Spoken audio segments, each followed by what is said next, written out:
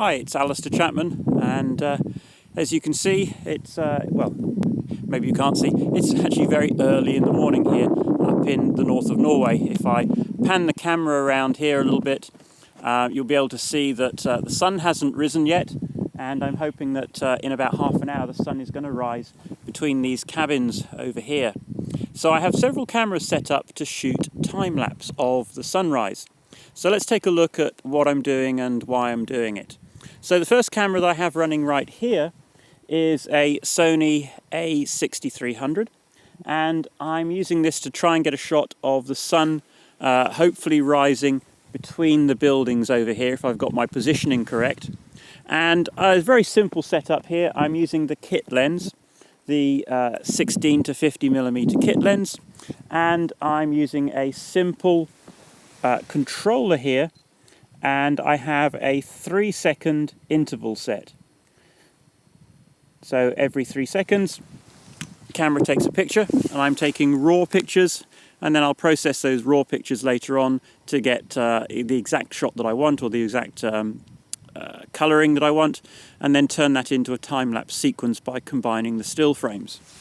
So in terms of exposure, I'm doing something I know a lot of people perhaps wouldn't normally do, is I'm actually using the program setting on the camera. You could use aperture priority, or you could use shutter priority. There's problems with both though. If you use aperture priority, well, your shutter is going to go in steps, compensating for the big change in exposure that we're going to get, and you'll see that in your time-lapse sequence. If you use shutter priority and lock the shutter down, well, your aperture is going to be opening right up.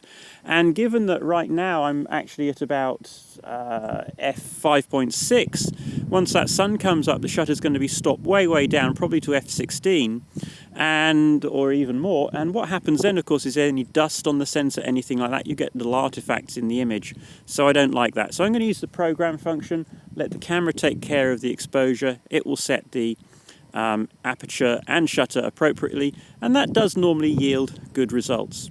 So let's go take a look at the next camera that I'm using, which is just over there, and that is a Sony action cam. So let's go and have a look at that camera. Okay, so this is a Sony FDR-AX3000 4K Sony action cam, and it's on a motorized panning head. So we have a little panning head here that is panning the camera. Very slow pan actually. It's a wide angle lens on the camera. It's going to run for at least an hour and a half, if not 2 hours hopefully.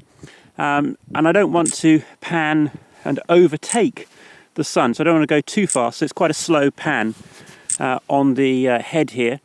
And again, hopefully what we're going to get in the wide angle shot is the sun coming up between the barns here. And in fact I might have to reposition this looking at that right now, and sun hasn't come up yet, so I've got some time.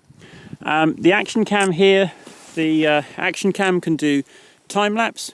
I've got it currently set to a 2-second interval, so getting a nice little time-lapse sequence of everything that's going on here, all the activity, very wide shot, and then hopefully the sun coming up as well. Very pretty sky right now, lots of pretty clouds, and the sun is just below the horizon.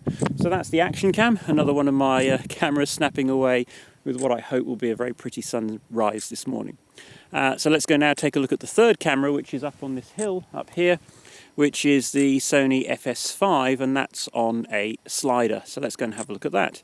The controller here is a Cinetics Cinimoco controller, and I got it programmed so that in 2 hours it's going to, the camera's moving from here to here, and then in the foreground you'll see we have these trees, and the camera's going to do something like that between the trees in time-lapse.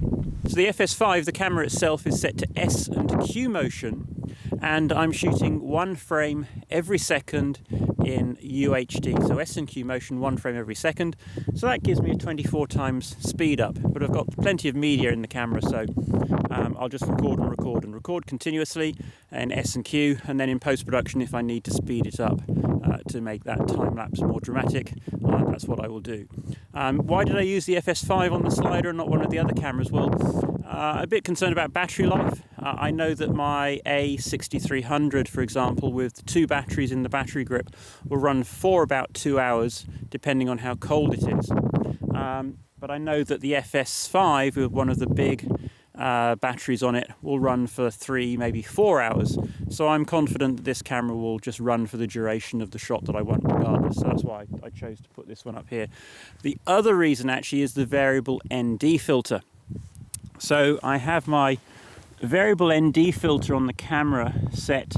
I've got my button 3 here, status button is set to auto, so my variable ND is actually working automatically to help control my exposure, and that gives me a much greater exposure range, exposure latitude, because I'm going to get about a 6-stop change in exposure once the sun does come above the horizon and lights up all this snow.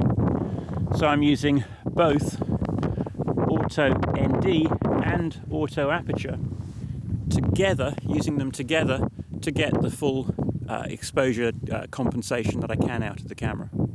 So that's it. Join me again for the next vlog.